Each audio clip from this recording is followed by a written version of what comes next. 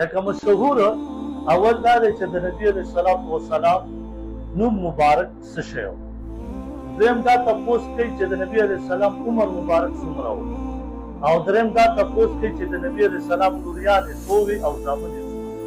نو اول خو دا چې د نبي علیه الصلاة وسلام نوم مبارک محمد صلی الله علیه وسلم دی او په تورات کې احمد ذکر دی په 27 سپاره کې او عمر یې 63 سال او د نبی علیه السلام څلور لوریانې او درې زامن. اول لور نوم یې زینب رضی الله تعالی عنها، دویم رقیه رضی الله تعالی عنها، دریم ام کلثوم رضی الله تعالی عنها او څلورم فاطمه رضی الله تعالی عنها.